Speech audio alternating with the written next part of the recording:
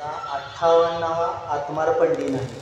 त्यानिमित्त सुरुवातीला त्यांच्या स्मृतीला वंदन करतो आणि तुम्हाला सगळ्या ज्येष्ठांनाही माझा नमस्कार.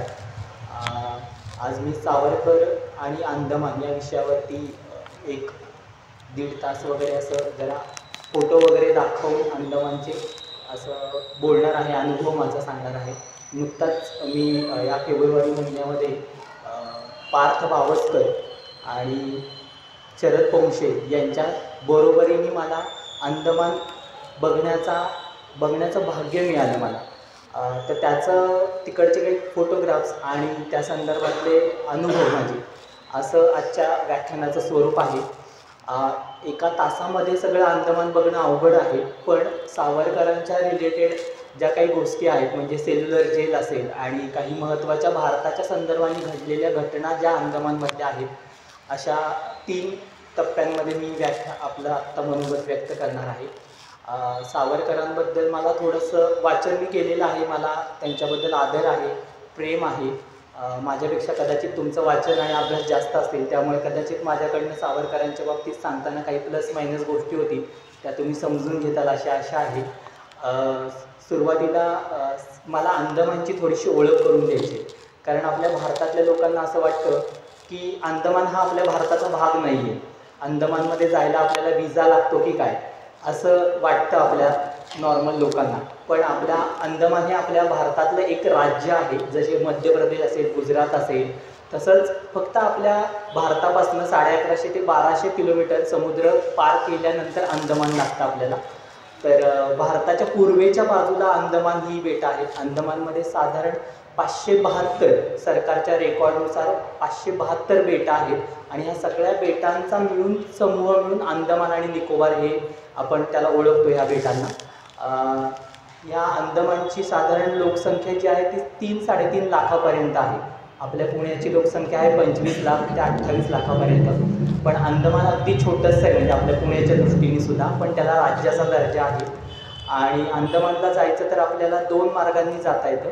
एक तर जहाजाने जाऊ शकतो आपण आणि त्याच्याबरोबरीने विमानाने. जहाजाने जायचं म्हटलं तर साधारण आपल्याला 2.5 ते 3 दिवस लागतात अंदमानमध्ये पोचायला, आणि विमानाने जायचं म्हटलं तर 2 ते 2.5 तासामध्ये आपण विमानाने अंदमानमध्ये पोचतो. डायरेक्टली आपल्या पुण्यामधनं अंदमानला डायरेक्ट फ्लाईट नाही आहे. मुंबई म्हणा, बेंगलोर म्हणा, चेन्नई, कोलकाता या दिशेवरनं डायरेक्टली आपल्याला अंदमानला जाता येतं. अंदमानमध्ये मूळ 2 जमाती आहेत, एक जारवा म्हणून आणि एक ओंगी म्हणून. ह्या दोन्ही जाती ह्या आदिवासी जाती आहेत आणि त्या क्रूर आहेत अत्यंत. आणि 572 जी बेटं मी तुम्हाला सांगितली त्याच्यातल्या 34 बेटांवरती फक्त मानव जाऊ शकतो, आपल्यासारखी माणसं जाऊ शकतात की जिथं ॲक्सेसेबल आहे ती बेटं. बाकीच्या बेटांवरती जायला कोणालाही परवानगी नाही आहे, कारण ओंगी ही जमात आहे ती अत्यंत क्रूर आहे. म्हणजे विमान उतरताना सुद्धा काही बेटं आपल्याला दिसतात की ज्याच्यावर ओंगी समाज आहे आणि त्यांना जर विमान दिसलं उतरताना वगैरे तर ते आपल्या दिशेनं भाले फिरतात विमानाच्या दिशेनं किंवा बाण मारतात. म्हणजे समोर त्यांना कोणतीही गोष्ट अजून त्यांनी अशी आपल्यासारखी बघितलीच नाही आहे, त्यामुळे त्यांच्यावर आपण आक्रमण करतोय की अशी भावना त्यांच्यामध्ये निर्माण होते आणि ते आपल्या दिशेनं आक्रमण करतात. आणि जारवा ही जमात आहे ती अत्यंत आपल्या अंदमानमध्ये आहे आणि आत्ता 500 ते 550 जारवा फक्त आता अंदमानमध्ये शिल्लक आहेत. अशा स्वरूपाचे काळेकुट्ट त्यांचा रंग आहे. त्यांच्या डोक्यावर महिलांच्या पण आणि पुरुषांच्याही डोक्यावर केस नाही आहेत. आधीपासून आत्तापर्यंत साधारण ते उघडेच राहतात. आपल्या भारतीय पोलिसांनी त्यांच्याशी इतके मैत्रीचे संबंध प्रस्थापित केले की त्यांना आता फक्त झाडपाल्यापासून बनवणाऱ्या कपडे त्यांना आत्ता वापरायला त्यांनी सुरुवात केली आहे. बाकी आपण जसं अश्मयुगातला आपली जी सुरुवात होती आपल्या मानवाची, तसेच ते लोक अजूनही जारवा आणि ओंगी ही जमात तिथे राहते. कंदमुळं खाऊन किंवा झाडपाला खाऊन त्याच्याबरोबरीने औषध उपचार ते घ्यायला नकार देतात. पण जारवा आणि ओंगीमध्ये फरक असा आहे की जारवांशी आपण मैत्री केल्यामुळे फक्त त्यांना डॉक्टरी उपचार आपल्या भारत सरकारकडनं पुरवले जातात, कारण ती जमात आपल्याला टिकवायची आदिवासी जमात. तर ती जर इतिहास जमा होऊ नये याच्याकरता भारत सरकारचे प्रामाणिक प्रयत्न चालू आहेत. त्यांच्या सिक्युरिटीसाठी आपल्या भारत सरकारने 24 तास त्यांच्याबरोबर पोलीस प्रोटेक्शन दिलेलं आहे त्यांना, की ते कुठे जातात, कुठे राहतात. आणि त्यांच्यासाठी जसं आपल्याकडे वाघांसाठी काही रिझर्व एरिया असतो तसा त्या अंदमानमध्ये त्यांच्यासाठी रिझर्व एरिया केला आहे. अंदमानमध्ये 86% भाग जो आहे अंदमानचा तो जंगलांनी पूर्ण व्यापलेला आहे आणि 14% भाग जो आहे तो फक्त मानवी ॲक्सेसेबल आहे किंवा राहू शकतो मानव तिथे. बाकी 86% भाग हा जंगलांनी व्यापलेला आहे. त्यांचं जे घड्याळ आहे अंदमानचं ते आपल्या भारतीय कलकत्त्याच्या टायमिंगनुसार आहे, पण सूर्य तिथे 5:15ला पहाटे उगवतो आणि 6 वाजता तिथे सकाळची वेळ जी असते आपल्याकडे कसं हळूहळू सूर्य उगवत जातो, पण तिथे जे 6 वाजता सूर्य उगवतो तो म्हणजे आपल्याकडे 12-1चं जसं ऊन असतं तसं 6 वाजता पहाटे ऊन पडतं तिथे. आणि संध्याकाळी 5:15च्या दरम्यान सूर्य मावळतो आणि 5:30ला पूर्ण अंधार अंदमानमध्ये पडलेला असतो. आपल्या अगोदर 1-1.5 तास म्हणजे घड्याळ आपल्यासारखंच, पण जे सूर्याची रचना आहे ती 1-1.5 तास आपल्या अगोदर आहे. कारण अंदमान हे मकर वृत्ताच्या जवळ आहे, त्यामुळं तिथे सूर्य आपल्या इकडे बघितला आपण तर आपल्या डोक्यावरनं पश्चिमेला पूर्वेला असा दिसतो आपल्याला सूर्य, पण अंदमानमध्ये हा आपल्या समोरनं सूर्य उगवतो आणि मावळतो. वरती कधी सूर्य दिसत नाही कारण तो मकर वृत्ताच्या जवळ अंदमान असल्यामुळे सूर्य समोरनं आपल्याला जाताना दिसतो, त्यामुळे त्याची किरणं सगळी तिरकी पडतात. अंदमानची जी राजधानी आहे ती पोर्ट ब्लेअर आहे. त्याच्यामध्ये जी आत्ता पर्यटकांसाठी जी बेटं आपण बघू शकतो ती हॅवलॉक म्हणून बेट आहे, रॉस बेट आहे, नील बेट आहे. ही सगळी जी 572 बेटं आहेत ही इंग्रजांनी अंदमानचा पहिल्यांदा शोध लावल्यामुळे इंग्रज अधिकाऱ्यांच्या नावांवरती या अंदमानच्या बेटांची नावं ठेवली गेली. पण आत्ता मोदी सरकार आल्यानंतर आत्ताच्या टर्ममध्ये मोदींनी आता सगळी नावं जी बेटांची आहेत ती भारतीय क्रांतिकारकांच्या नावांनी ठेवायला सुरुवात केली. म्हणजे हॅवलॉकचं स्वराज्य बेट असं नामकरण झालं आहे, नंतर नील बेटाचं शहीद बेट असं झालं आहे, नंतर रॉस बेट म्हणून आहे त्याचं नेताजी सुभाष म्हणून असं बेटाचं नामकरण केलं आहे. आणि कदाचित पुढच्या टर्ममध्ये मोदींच्या पोर्ट ब्लेअरचं नामकरण विनायक नगर किंवा विदासा नगर असं करण्याचं सरकारच्या विचाराधीन आहे, की जी आपल्यासाठी खूप अभिमानास्पद गोष्ट असणार आहे. अंदमान हा प्रदेश जो आहे तो केंद्रशासित प्रदेश आहे, म्हणजे नायक राज्यपालांच्या अधिकारात तो प्रदेश चालवला जातो. अंदमानमधनं एकच खासदार निवडून दिला जातो 3-3.5 लाखांच्या लोकसंख्येमधनं, आणि राज्यपाल हा सगळा तिथला कारभार डे टू डे पाहत असतात केंद्र सरकारचा प्रतिनिधी म्हणून. अंदमानमध्ये पहिल्यांदा जेव्हा अटल बिहारी वाजपेयींचं सरकार होतं तेव्हा त्यांनी तिथं पहिलं विमानतळ उभारलं आणि त्याला वीर सावरकर असं नाव दिलं. आणि तेव्हा मात्र आपल्या फक्त भारतातूनच विमानं उतरत होती. आत्ता मोदी सरकारच्या दुसऱ्या टर्ममध्ये त्यांनी आंतरराष्ट्रीय विमानतळ तिथं घोषित केलं, त्यामुळे अख्ख्या जगभरामधनं तिथे आता विमानं उतरवू शकतात. आणि त्या विमानतळाचा इतका विकास केला आहे की त्याचा आपण फोटो बघू शकतो स्क्रीनवरती. त्याच्याचबरोबर मी आत्ताच 1.5 वर्षापूर्वी मोदींनीच सावरकरांचा एक 58 फुटी पुतळा तिथे उभा केला आहे, की आपण विमानातनं बाहेर पडलो की पहिल्यांदा आपल्याला सावरकरांचं दर्शन होतं विमानतळावरती.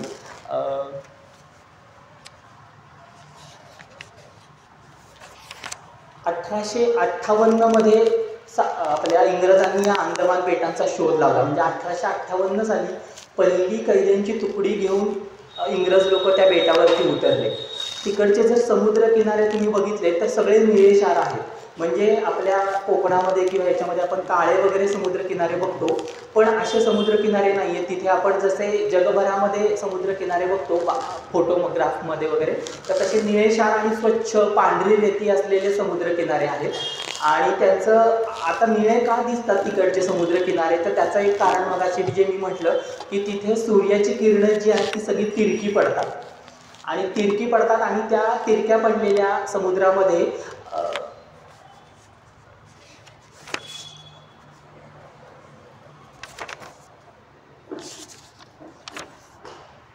पुळणींचे हे जे फोटो बघतो आपण ते पुळणींची संख्या जास्त आहे. म्हणजे त्या वनस्पती त्याच सूर्यप्रकाशामध्ये जास्त वाढू शकतात किंवा जगू शकतात. आणि ह्या समुद्र तळामध्ये ह्या जवळजवळ 99% ह्या वनस्पती आहेत आणि ह्या वनस्पती पाणी शुद्ध करायचं काम करतात समुद्रामध्ये आणि त्यामुळे पाणी शुद्ध राहिल्यामुळे सगळं निळशार पाणी दिसतं आणि वरनं जरी आपण बोटीतनं प्रवास केला तरी समुद्राचा तळ हा आरपार दिसतो आपल्याला। ह्या वनस्पती सुद्धा आपल्याला डायरेक्टली डोळ्यांनी समुद्राच्या वरच्या थरावरनं सुद्धा आपल्याला दिसू शकतात। ह्या वनस्पतीपासून जेव्हा पाणी जसं जसं आता प्रदूषणामुळे लांब जातोय समुद्र तर त्या वनस्पती उघड्या पडतात आणि मग त्या मृत होतात। मृत पावल्यानंतर त्यांची जी पांढरी मृतावस्थेत गेल्यानंतर त्यांची रेती होतीये, हे बघितलं ह्या फोटोमध्ये तर तुम्ही त्या पुळणींचे छोटे छोटे तुकडे दिसतात आणि त्याचीच पुढे वाळू बनते आणि त्यामुळे पांढरी शुभ्र असा समुद्र किनारा तिथला जो आहे तो आपल्याला दिसतो। तिथलं वातावरण जे आहे ते 21 डिग्री सेल्सिअस आहे, त्यामुळे तिथं पाणी जास्त गरम होत नाही, रेती पण गरम होत नाही। जशी आपल्या कोकणामध्ये आपल्याला गरम रेती लागते पायाला वगैरे, चालू शकत नाही आपण उन्हाच्या काळामध्ये, पण तसं अंदमानमध्ये नाही। आपण पाणी तिथलं थंडगार आहे आणि रेती पण तिथं थंडच राहते। अंदमानमधलं अजून एक वैशिष्ट्य म्हणजे की तिथं आपल्यापेक्षा खूप दमट वातावरण आहे। आपण पंख्यामध्ये नाही, AC मध्येच तिथे आपल्याला राहू शकतो आपण आणि बाहेर उन्हामध्ये जास्त फिरू नाही शकत, कारण इतका कडक उन्हाळा तिथं वर्षभर असतो आणि एका मिनिटात आपल्याकडे वळवाचा जसा पाऊस पडतो तसा धोधो पाऊस पडतो आणि एका मिनिटात लगेच ऊन पडतं। म्हणजे तुम्ही जर तिथे बाहेर पाऊस पडल्यानंतर गेलात तर असं वाटणार सुद्धा नाही की अरे 5 मिनिटापूर्वी 2 मिनिटापूर्वी इथं पाऊस पडून गेलाय, एवढं कडक ऊन तिथे पडतं। मी असताना 3 वेळा तिथं खूप जोरदार पाऊस पडला, पण पाऊस पडल्यानंतर बाहेर जाऊन बघायला गेलं तर काही कुठे पावसाचा मागमूस नव्हता। तिकडचे लोक किंवा पर्यटक जाणारे लोक असतात ते वर्षभर आपल्याजवळ छत्र्या बाळगतात, कारण कोणत्याही क्षणाला पाऊस येऊ शकतो, कारण तिथल्या हवेमध्ये आर्द्रता जास्त आहे आणि बाष्प जास्त होत असल्यामुळे ढग लवकरात लवकर होतात आणि लगेच ते जेव्हा जंगलावरती येतात तेव्हा थंड होतात आणि लगेच तिथे पाऊस पडतो।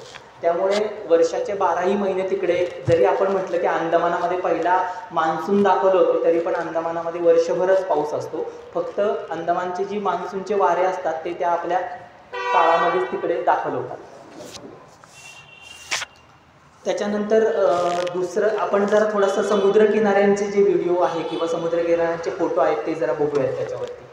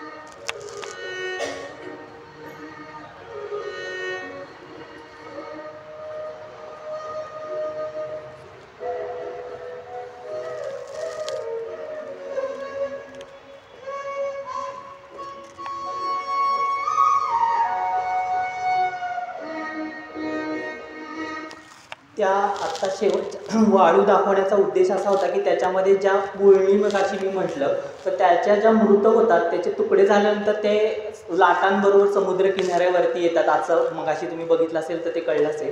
आणि अंदमानचे समुद्र किनारे हे विशेषतः आहेत, तर जगभरामध्ये जे समुद्राचे अभ्यासक आहेत त्यांनी समुद्र किनाऱ्यांची क्रमवारी ठरवली आहे। तर आपल्या अंदमानचे टॉप 10 मध्ये 3 समुद्र किनारे लागतात, म्हणजे दुसरा, तिसरा आणि चौथा असे 3 समुद्र किनारे हे अंदमानमधले।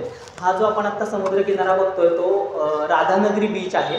राधानगरी बीच, त्याच्यानंतर एक लक्ष्मणपूर बीच 1 आणि लक्ष्मणपूर बीच 2 असे 3 समुद्र किनाऱ्यांचा नंबर जगभरामध्ये टॉप 10 मध्ये लागतो। तिथल्या समुद्र किनाऱ्यांची विशेषता सांगायची झाली तर मगाचा जो पहिला समुद्र किनारा तुम्ही बघितला असेल तर स्वच्छ आणि क्लीन दिसत होता, म्हणजे जसं काय आपण जगातल्या कोणत्या तरी लांबच्या फॉरेनमधल्या एखाद्या शहरातल्या समुद्र किनाऱ्याजवळ आहोत।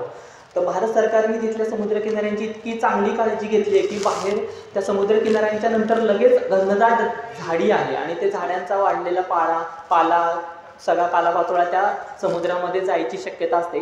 त्यामुळे दर 1.5-2 तासांनी भारत सरकारचे कर्मचारी अंदमानमधले ते सर्व बीच 1.5-2 तासांनी स्वच्छ करतात. म्हणजे पूर्ण पालापाचोळा उचलून न्यायचं काम दिवसभर त्यांचं चालू असतं. त्यामुळे समुद्रामध्ये तो पालापाचोळा जात नाही आणि पूर्ण पांढरा शुभ्र आपल्याला समुद्रकिनारा अंदमानमधला पाहायला मिळतो. त्याच्यानंतर जे दुसरं बेट आहे ते रॉस बेट आहे, ज्याचं नामकरण नेताजी सुभाष असं केलेलं आहे. नेताजी सुभाषचंद्र बोस ह्या रॉस बेटावरती 1943 साली गेले होते. 1943 साली ते 3 दिवस तिथे जाऊन राहिले होते त्या रॉस बेटावरती. आता रॉस बेटाची विशेषता सांगायची झाली तर इंग्रजांनी त्यांची राजधानी, आत्ता जशी आपण पोर्ट ब्लेअर राजधानी म्हणतोय, तर इंग्रजांनी त्यांची गेल्यापासून राजधानी रॉस बेटावरती ठेवली होती. आणि ते रॉस बेट म्हणजे 200 एकराचं ते बेट आहे. 200 एकराच्या बेटावरती त्यांनी पॅरिस जसं आहे तशी सगळी रचना, हुबेहूब रचना पॅरिसच्या सारखी रॉस बेटावरती केली होती. आणि तिथल्यासारख्या सगळ्या इंग्रजांच्या पॉश इमारती, टेनिस कोर्ट, ग्रंथालय असेल, अधिकाऱ्यांचं निवासस्थान असेल, फिरण्यासाठी बग्ग्या गाड्या असतील आणि त्या 200 एकराच्या बेटावरती पूर्ण प्राण्यांसाठी मुक्त संचार त्यांनी ठेवला होता. म्हणजे 150-200 हरणं सोडली होती, मोर, विविध प्रकारचे पक्षी, असे कोणत्याही जाळीमध्ये किंवा पिंजऱ्यामध्ये त्यांना बंद करून ठेवलं होतं. ते पूर्णपणे त्या बेटावरती 200 एकरामध्ये वावरतात, आजही ते वावरतात. त्याच्या संदर्भाने गोष्ट सांगायची झाली तर अनुराधा राव म्हणून आहेत, त्यांची 4थी पिढी आज त्या प्राण्या पक्ष्यांशी हितगुज साधते किंवा त्यांच्याशी बोलते प्राणी पक्ष्यांच्या आवाजामध्ये. प्रत्येक आता त्या हरणांमधले 80 हरणं तिथं शिल्लक आहेत आणि मोर आहेत काही आणि काही विविध प्रकारचे पक्षी आहेत. तर अनुराधा राव ज्या आहेत त्या आपल्या तमिळनाडूमधल्या आहेत, पण त्यांची 4थी पिढी आता तिथं कार्यरत आहे. त्यांचा स्वतःचा जन्म हा रॉस बेटावरचा आहे आणि त्या रॉस बेटावरतीच राहतात. आत्ता रॉस बेट हे नौदलाच्या ताब्यात असल्यामुळे तिथे सकाळी 9 ते संध्याकाळी 6 पर्यंतच पर्यटक जाऊ शकतात किंवा माणसं जाऊ शकतात. त्याच्यानंतर रात्री तिथे निवासा करता किंवा थांबायची संधी नाही आपल्याला, कारण नौदलाच्या ताब्यामध्ये ते बेट आहे. आणि तिथे ते सगळं पूर्ण जर बेट बघायचं म्हटलं 200 एकराचं तर साधारण सकाळी 9 ते दुपारी 4 पर्यंत ह्या ज्या इंग्रजांच्या वास्तू त्यांनी उभारलेल्या आहेत त्या भग्न अवस्थेत आहेत, पण त्या आपल्याला बघायला मिळतात. कारण तिथं नीलफलक भारत सरकारने लावलेले आहेत की इथे इंग्रजांचं कोणती वास्तू होती, कोणते अधिकारी इथं राहिले. तर त्या भग्न अवस्थेतल्या वास्तू आपल्याला बघायला मिळतात. चालत बघायची तिथं परमिशन नाही आपल्याला. तिथं भारत सरकारने बॅटरी ऑपरेटेड काही गाड्या ठेवल्या की त्याच्यामधनंच आपल्याला एक अर्ध्या-1 तासामध्ये ते बेट बघून यायला लागतं. आणि अनुराधा राव ह्या सगळ्यांशी तिथे पर्यटकांशी संवाद साधतात आणि त्यांची विशेषता म्हणजे त्या हरणांच्या आवाजामध्ये त्यांच्याशी बोलतात, मोरांच्या आवाजामध्ये त्यांच्याशी बोलतात. आणि ते इतके प्राणी माणसाळलेले आहेत की त्या अनुराधा रावांनी एक हरणाला बोलवलं तर तेच हरण त्यांच्याकडे पळत येतं. अशी 80 हरणांना त्यांनी वेगवेगळी नावं ठेवलेली आहेत. तसेच मोरांशी सुद्धा त्या नावं ठेवून त्यांना हाका मारून बोलतात त्यांच्याशी, किंवा त्यांना खायला द्यायचं असेल. आम्ही गेलो तेव्हा काही मोरांना जरा इंजुरी झाल्यामुळं ते जरा त्यांच्यावर उपचार चालू होते, पण आम्हाला उपचार चालू असलेले मोर बघायला मिळाले. आणि तुम्ही फोटो बघत असाल तर ते हरणं म्हणजे आमच्या पर्यटकांच्या बरोबर त्यांनी सांगितलेलं असतं की तुम्ही काय हरणांना खायला द्या किंवा काय. ते माणसाच्या जवळ येतात तेव्हा नुसतं तुम्ही त्यांना फोटो काढू नका, तर त्यांना काहीतरी खायला द्या. त्या जंगलावरती अख्ख्या त्यांच्या खाण्यायोग्य असं आत्ता काही राहिलेलं शिल्लक नाही, त्यामुळे आपण देऊ तेवढंच त्यांना खाणं मिळतं. तर आम्ही तिथे खायला देत होतो हरणांना. तर तेव्हाचा हा फोटो काढलेला आहे की जी हरणं जवळ येऊन 80 हरणं आणि चांगला हरणांचा कळप येऊन आपल्याजवळ वावरतो व्यवस्थित आपल्याशी. जास्त कुठेही म्हणजे ते हिंसक नाही आहेत आपल्याशी वागताना. असं अनुराधा रावांनी त्यांच्याशी नातं निर्माण केलं. पण हे नातं निर्माण करण्याची प्रेरणा मात्र सावरकरांची. जेव्हा आपण सेल्युलर जेटकडे जाऊ आणि सावरकरांचा विषय मी जेव्हा बोलेन तेव्हा कशी सावरकरांकडून त्यांच्या पिढीला किंवा त्यांच्या घराला प्रेरणा मिळाली याचं कारण तेव्हा नक्की मी सांगेन.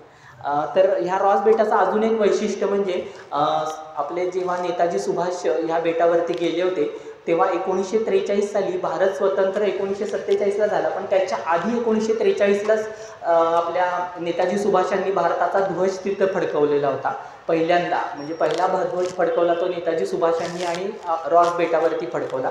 तर तिथे त्या स्मारकावरती इतकं सुंदर स्मारक त्यांनी मेंटेन केलं आहे. भारताचा ध्वज त्या किनाऱ्यावरती लावलेला आहे आणि तिथे आम्ही शरद पोंक्षे आणि पार्थ बावस्कर हे आम्हाला रोज वेगवेगळ्या घटना ऐतिहासिक सांगत होते. आता वंदे मातरमच का आम्ही तिथं गायलं, वंदे मातरम पूर्ण वंदे मातरमच का गायलं, तर आपल्याला जरा थोडासा नंतर वेळ उरला तर मी नक्की सांगेन. आम्ही राष्ट्रगीत पण गायलं, पण राष्ट्रगीतापेक्षाही आपल्या वंदे मातरमला जास्त आम्ही महत्त्व दिलं आणि ते पूर्ण गायलं तिथे. तर त्याचा एक व्हिडिओ बघूयात आपण, वंदे मातरम म्हटलं त्याचा.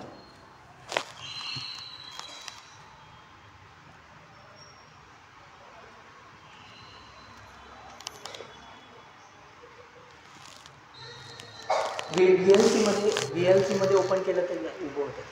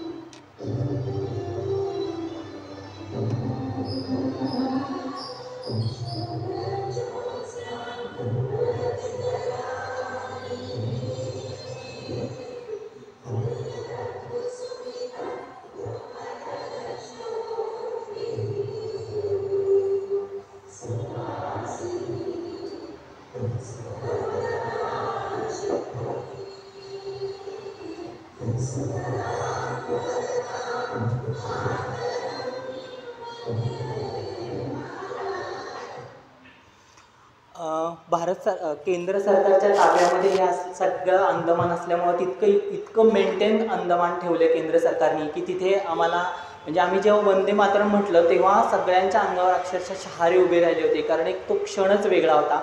एका बाजूला सूर्य मावळत होता, अंधारत पडत होता, मागे लाटांचा आवाज येत होता आणि त्या वातावरणामध्ये आम्ही तिथे वंदे मातरम गायलं.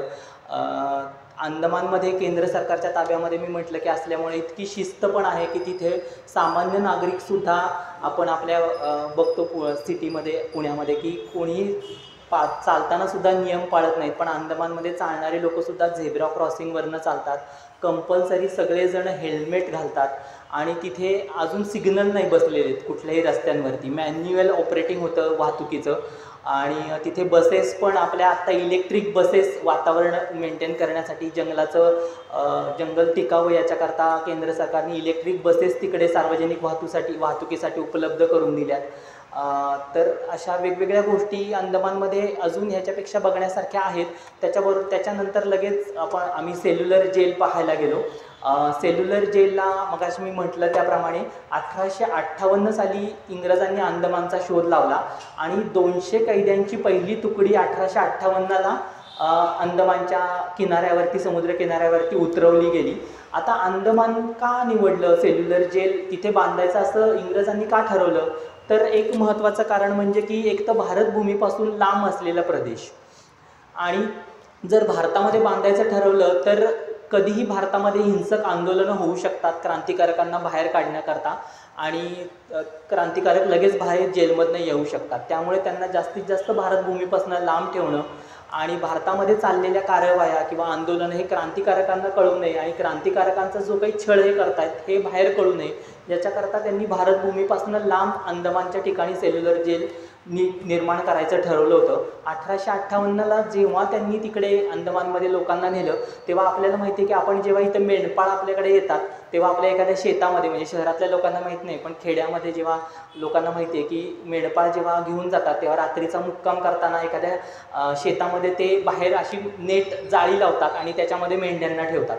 तसं 1858ला जेव्हा पहिली 200 कैद्यांची तुकडी गेली तेव्हा आपल्या इंग्रज अधिकाऱ्यांनी केलं की समुद्र किनाऱ्यावरती सगळीकडे मोठ्या जाळ्या लावल्या आणि त्याच्यामध्ये सगळ्या कैद्यांना ठेवलं. आणि अंदमान निवडायचं दुसरं एक कारण म्हणजे की भारतापासून लांब असलेलं आणि कैद्यांना नेतानाच समुद्र अंदमानचा बंगालचा उपसागर हा इतका काय म्हणतात त्याला खवळलेला समुद्र आहे तो की जाताना सुद्धा मोठी मोठी जहाजांना जलसमाधी मिळायची. म्हणजे काही काही वेळेस तर 200च्या 200 कैदी जातानाच अंदमानमध्ये पोचायच्या आधीच त्यांना जलसमाधी मिळायची. म्हणजे तिथंच त्यांचा मृत्यू व्हायचा आणि त्यातनं उरले सुरले जे काही कैदी असायचे ते अंदमानपर्यंत जायचे. आणि दुसरी गोष्ट म्हणजे की हे सेल्युलर जेल जे उभारलं आहे ते अगदी समुद्राच्या काठावर उभारलं आहे की त्याच्या तिन्ही बाजूनी समुद्र आहे आणि एका बाजूनीच फक्त एंट्रीचं गेट आहे. जे आपण बघतोय गेट ते एका बाजूनी जायची एंट्री आहे त्याला आणि बाकीच्या 3 बाजूनी समुद्र किनारा आहे. आणि दुसरी गोष्ट म्हणजे की तेव्हा पूर्णपणे जंगल होतं, फक्त सेल्युलर जेलच होतं तिथं मानवनिर्मित. आणि जेलच्या बाहेर जर एखाद्या कैद्याने पळून जायचा प्रयत्न केला तर जे हिंसक जारवा आणि ओंगी आहेत ते त्यांना जागीच तिथं ठार करून टाकायचे. आणि समुद्रामधनं तर पळून जायची शक्यताच नाही, कारण 1100-1200 किलोमीटर नॉनस्टॉप माणूस पोहोचू शकत नाही. त्यामुळे अंदमानची त्यांनी निवड केली होती, सेल्युलर जेल तिथं निर्माण केलं त्यांनी. हे जे आपण आत्ता बघतोय ते सेल्युलर जेलचं मेन गेट आहे. मेन गेटच्या समोरच मोठं स्मारक आहे की ज्याच्यामध्ये 6 राजबंदी तिथे होते, त्याच्यामध्ये सावरकर एक होते. त्या सावरकरांचा पुतळा आणि तिथं मोठी गार्डन त्यांनी निर्माण केले.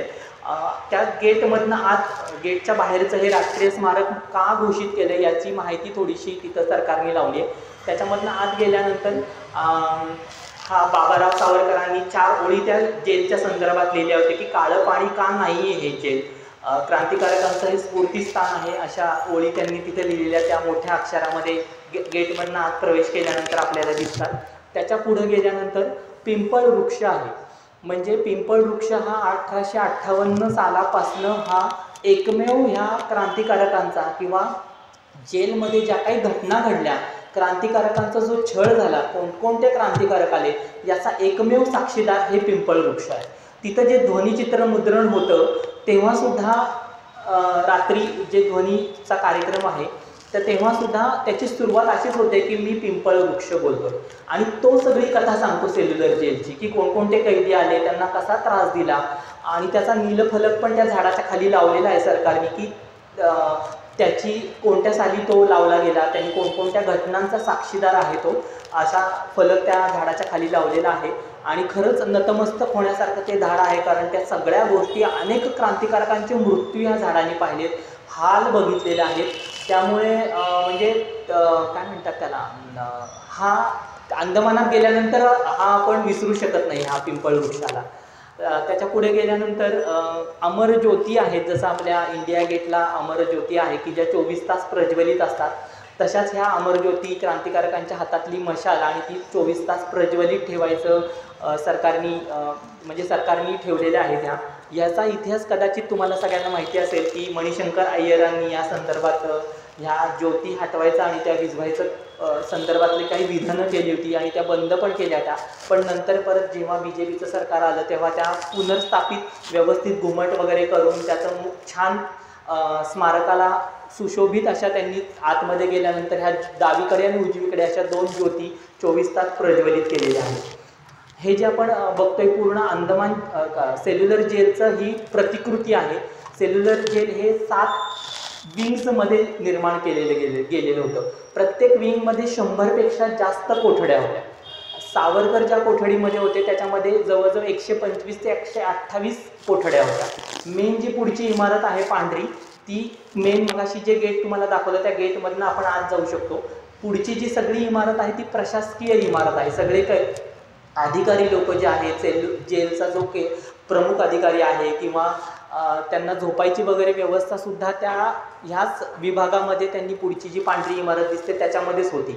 म्हणजे प्रशासकीय सगळा कारभार हा त्या जेलच्या पुढच्या भागामधनं चालायचा.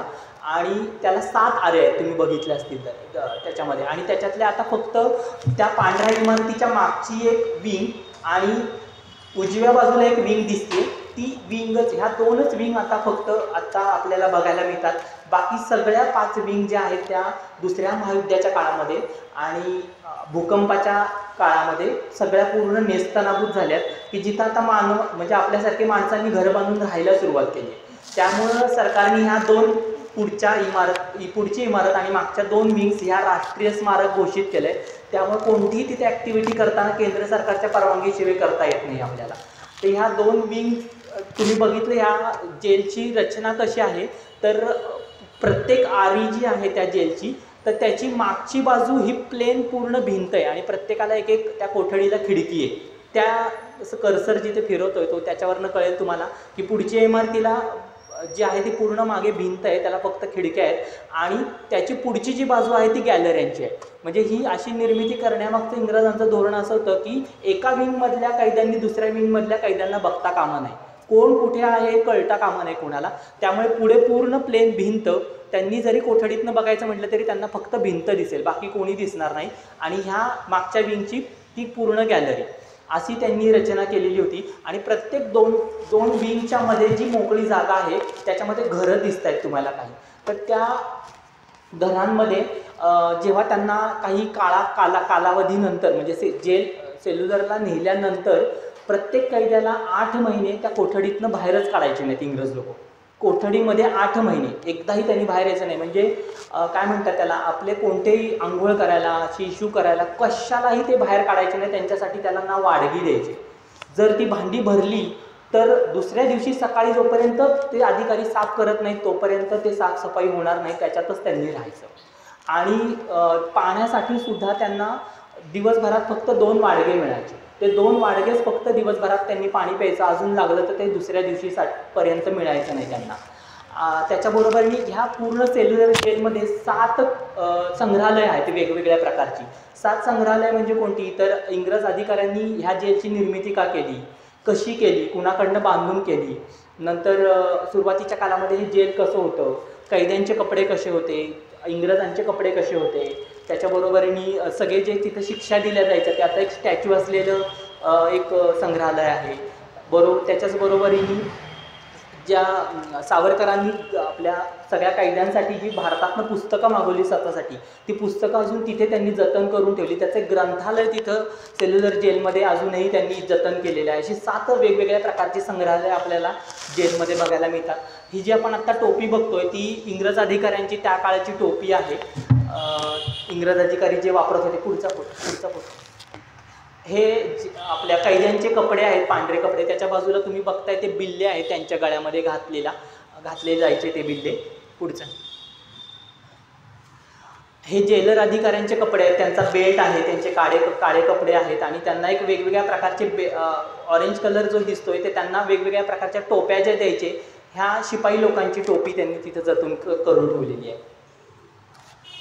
मगाशी मी म्हटलं त्याप्रमाणे की मागची जी भिंत प्लेन असायची ती ही प्रत्यक्ष म्हणजे आपण मगाशी मॉड्यूलमध्ये बघितलं, पण ही प्रत्यक्ष जी 2 विंग्ज आहेत त्याच्यामधली ही मागची भिंत आहे पूर्ण. आणि खिडक्यांना पण त्यांनी बघितलं असेल तर मागे अशा उतरत्या त्याच्यामधनं आत पाणी जाऊ नये किंवा कैद्याला बाहेरचं पण खिडकीतनं काही दिसू नये याच्याकरता मागणं पण त्यांनी एक उतरत्या प्रकारचे एक झडपा आपण म्हणूया तशा लावलेल्या होत्या. आणि एका विंगमध्ये साधारण 3 मजले होते. प्रत्येक विंगला 3 मजले आणि मधला जो मनोरा होता त्यांचा 5 मजल्याचा होता. प्रत्येक विंग ही अशा मोठ्या मोठ्या जिन्यांनी त्यांनी बांधून घेतलेली होती. जिन्याचा फोटो याच्यासाठी काढला की 1906 साली ह्या सेल्युलर जेलचं बांधकाम पूर्ण झालं आणि ती वापरात पूर्ण क्षमतेने यायला लागली. 672 कैदी एका वेळेस तिथं एकेका कोठडीमध्ये ठेवू शकतो एवढ्या कोठड्या आहेत तिथं 672. तर इथं जाण्या येण्याकरता मोठे जिने त्यांनी ठेवले होते. बांधकाम तुम्ही बघितलं असेल तर विटांमध्ये आणि चुन्यामध्ये केलेलं आहे. विटा ह्या तिथं निर्मिती केली जात नव्हती अंदमानमध्ये, तर भारतातनं सगळ्या विटा तिकडे पुरवल्या गेल्या सेल्युलर जेल बांधण्याकरता. आणि जो चुना त्यांनी वापरला, चुना मात्र तो अंदमानमध्येच त्यांनी निर्मिती केली त्याची. ज्या मगाशी तुम्हाला प्रवाळ दाखवली पांढऱ्या प्रकारची, ती जेव्हा मृत होतात त्याची पूर्ण त्यांनी भुगा करून त्याच्यामध्ये पाणी मिक्स केलं की तो चुना होतो त्याचा. आणि तो चुना त्यांनी या बांधकामासाठी इंग्रजांनी तिथल्या तिथं करून वापरला होता. पुढचा ही एक विंग आहे.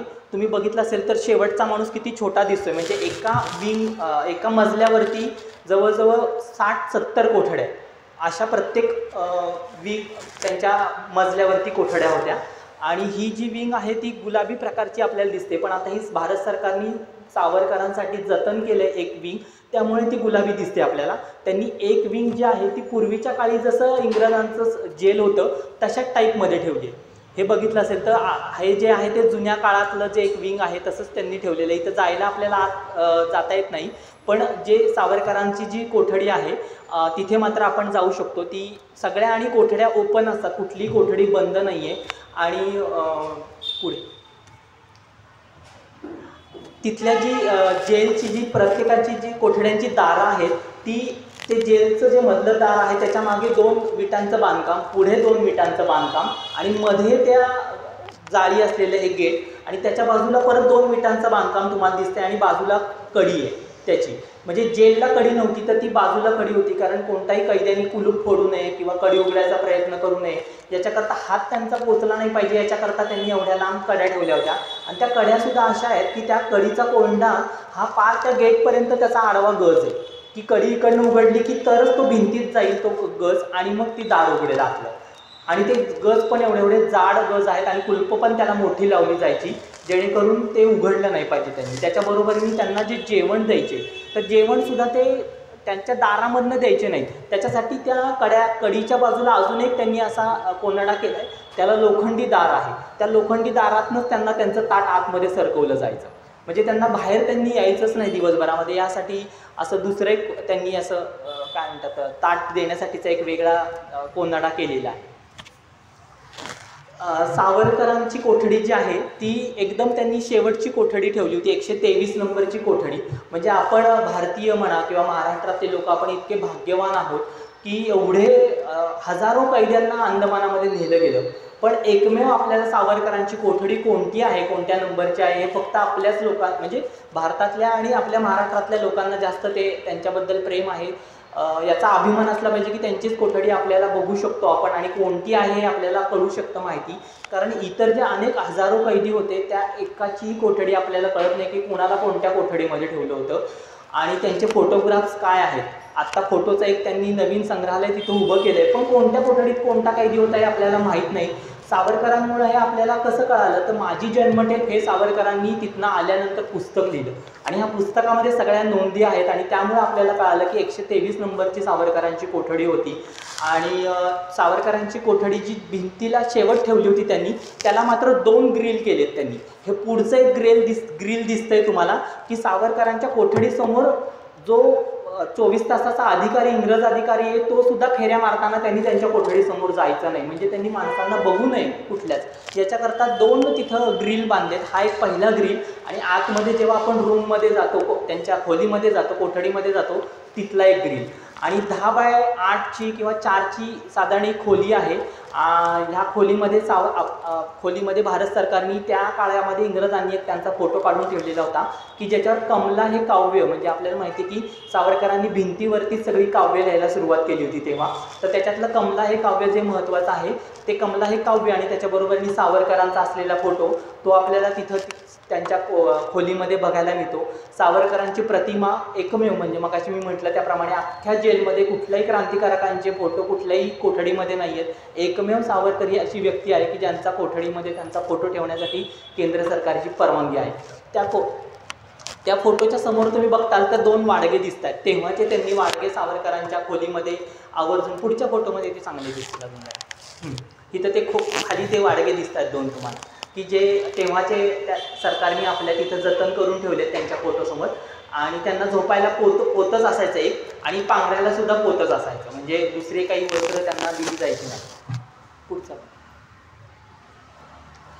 तिथं जे वेगवेगळ्या प्रकारच्या शिक्षा होत होत्या तर जेव्हा पहिल्यांदा कैदी तिथे जायचा अंदमानमध्ये, म्हणजे वेगवेगळे तुम्ही बघितले असतील तर कड्यांचे वेगळे प्रकार दिसतात. जेव्हा पहिल्यांदा कैदी तिथे जायचा तेव्हा पहिले काही वर्ष त्याला त्रिकोणी साखदंड नाही पण अँगल असलेला त्रिकोणी अँगल असेल त्याच्या पायामध्ये त्या बेड्या घातल्या जायच्यात आणि त्याचा वरचा जो कडी आहे त्याच्या हातामध्ये 2 कड्या सरळ आणि परत 2 पायांमध्ये आलेली कडी, असा त्रिकोण केलेली कडी सळया त्याच्यामध्ये अडकवल्या जायच्या त्याला, की जेणेकरून खालचा आडवा जो काही बार असेल तेवढंच तो पाऊल टाकू शकत होता. म्हणजे पळायचा जर त्यांनी प्रयत्न केला तर तो जास्त पळू शकणार नाही.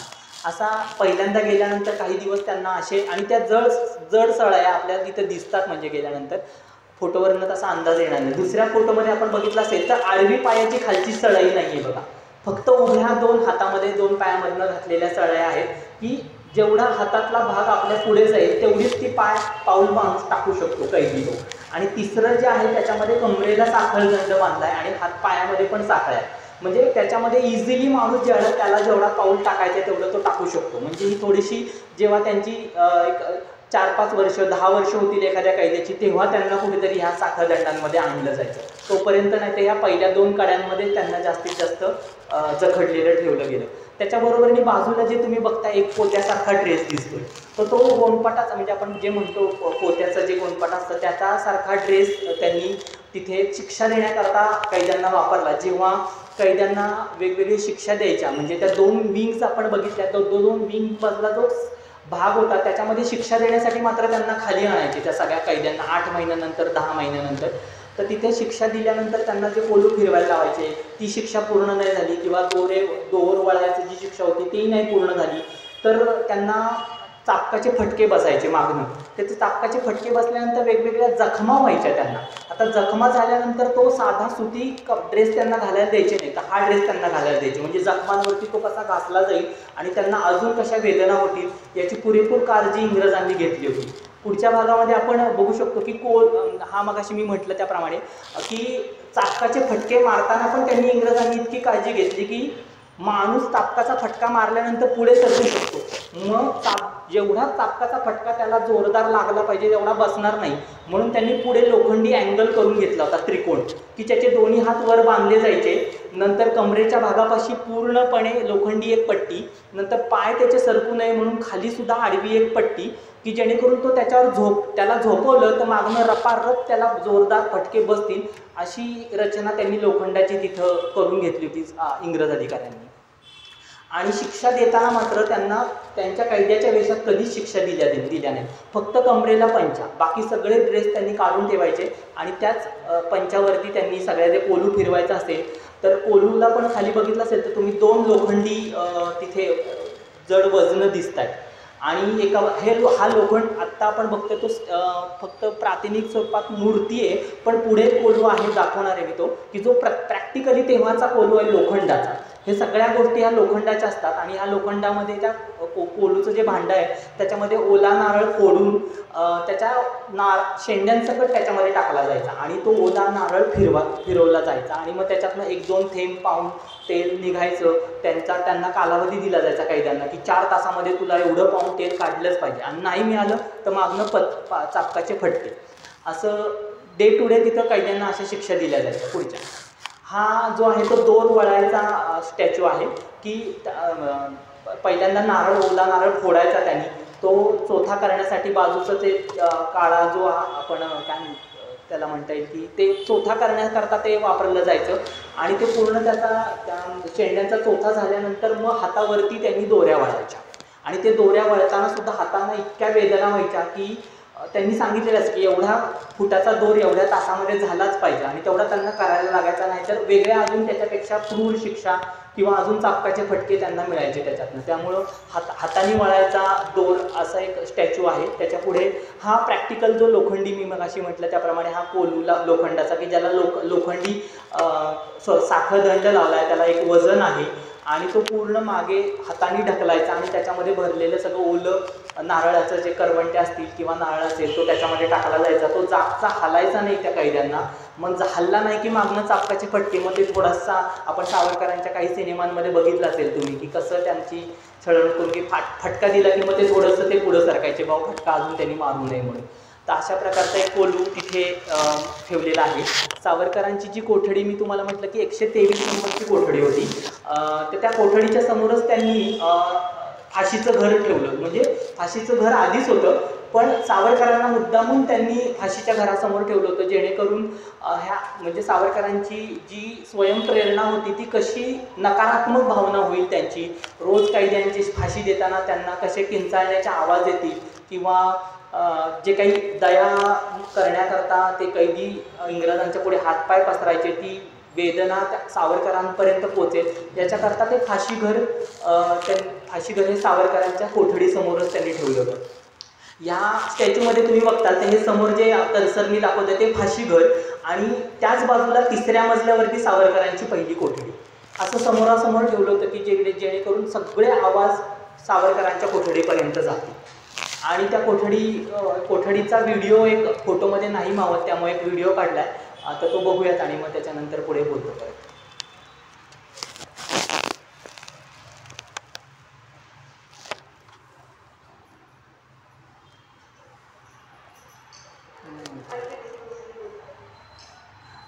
जुनावाला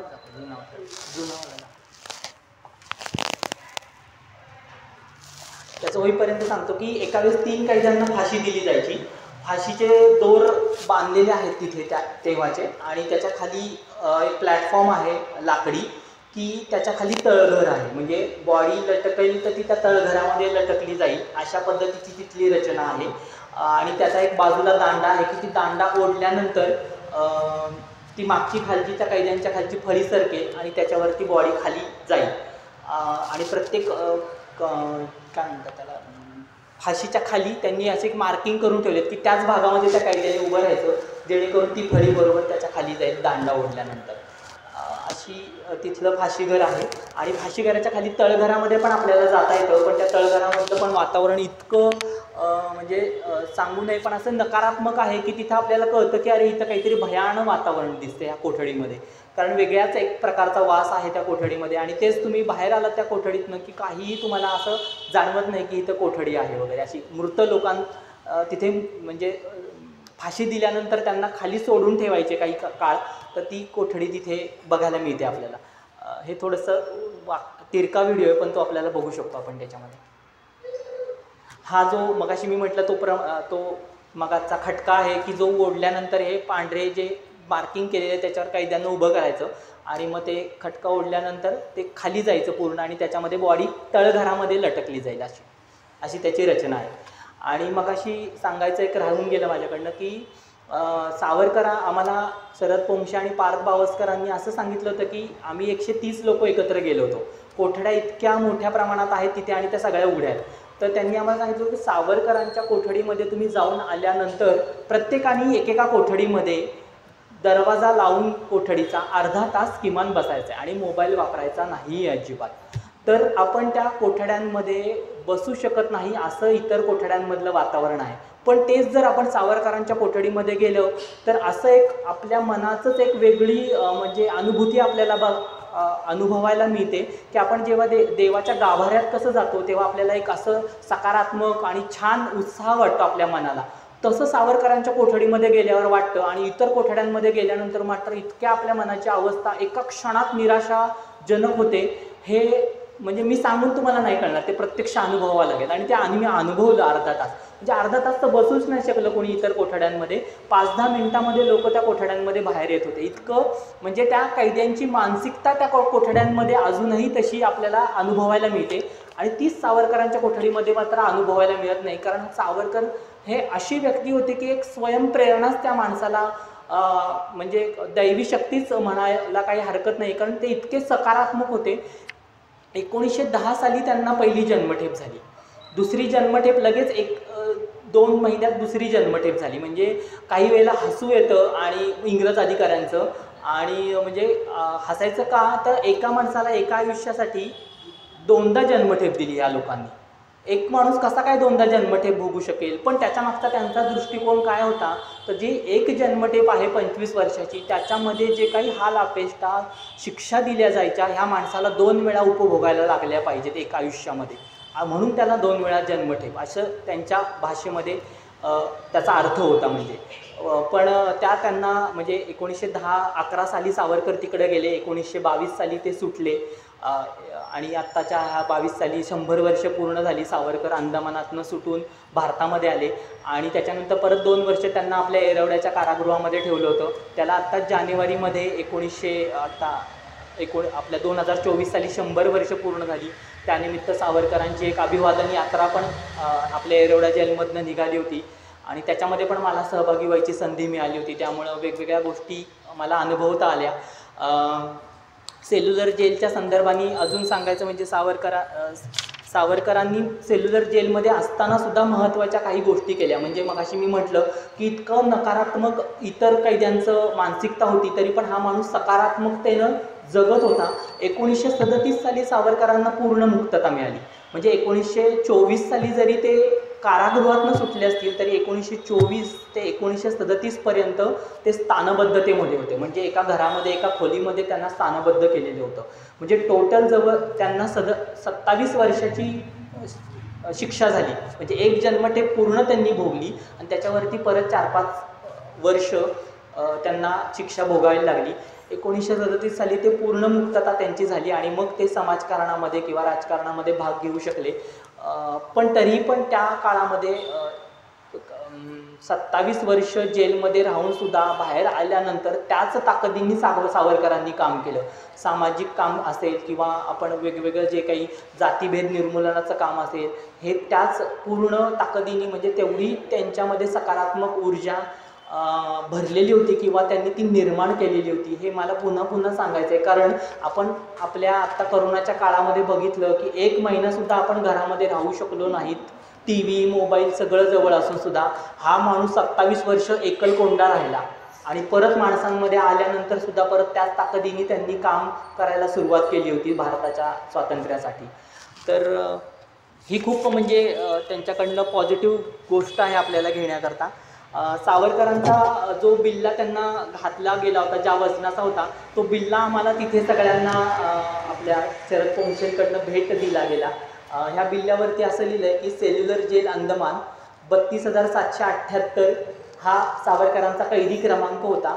सी त्याच्यासमोर लिहिला आहे. सी म्हणजे सी विंग होती त्यांची. त्याच्यानंतर त्यांच्यावरती कोणकोणती कलमं लावली होती राजद्रोहाची, कोणकोणत्या शिक्षा त्यांना कोणत्या कलमाच्या अंतर्गत दिल्या गेल्या, तर 121वा कलम, 121A, 109 आणि 302 अशी कलमं त्यांच्यावर लावली गेली होती.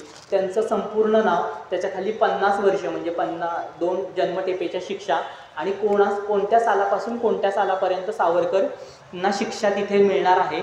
तर 24 डिसेंबर 1910 ते 23 डिसेंबर 1960 असा त्यांच्या शिक्षेचा कालावधी होता. पण सावरकर 1922 सालीच तिकडनं सुटले होते, कारण तेवढा भारतातनं त्यांच्यावर इंग्रजांवरती दबाव टाकला गेला होता. वेगवेगळी सह्यांची मोहीम भारतामध्ये राबवली गेली होती सावरकरांच्या सुटकेसाठी. सावरकरांनी अंदमानामध्ये असताना 2-3 महत्त्वाची कामं केली. 6:30 वाजलेत, पण एक 15-20 मिनटं जरा पुढे चाललं तर चालेल ना, कारण मला सावरकरांविषयी थोडंसं सांगायचं आहे. आत्ता आपण अंदमानविषयी बघितलं, पुढच्या गोष्टी सावरकरांच्या संदर्भातल्या आहेत की सावरकर जेव्हा अंदमानामध्ये होते तेव्हा त्यांनी कैद्यांमध्ये साक्षरता निर्माण करण्याचं काम केलं.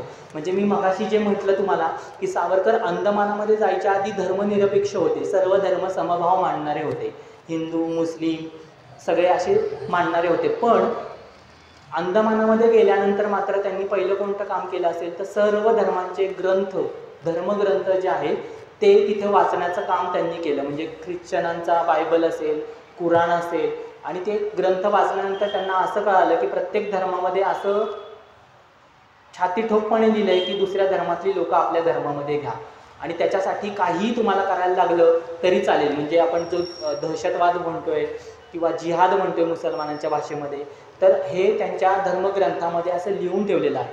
तेव्हापासून सावरकरांचा हिंदूच्या बाबतीतला आधीपासून होतंच त्यांना हिंदूंबद्दलचं प्रेम, पण त्याच्यानंतर मात्र त्यांच्यामध्ये ती ठाम त्यांचा म्हणजे काय म्हणतात इच्छाशक्ती किंवा निर्णय असा झाला त्यांचा की नाही, आपण हिंदूंसाठीच काम केलं पाहिजे. हिंदूंची संस्कृती ही फार वर्षापूर्वीच्या पुरातन आहे आणि याच्यासाठीच आपण काम केलं पाहिजे. बाकीचे धर्म हे फक्त धर्म बाटवण्यासाठी त्यांनी त्यांचे धर्मग्रंथ मार्गदर्शन करतात. आणि आपली गीता मात्र जो धर्मग्रंथ आहे त्याच्यामध्ये मात्र असं कोणत्याही प्रकारचं मार्गदर्शन आपल्याला केलेलं दिसत नाही.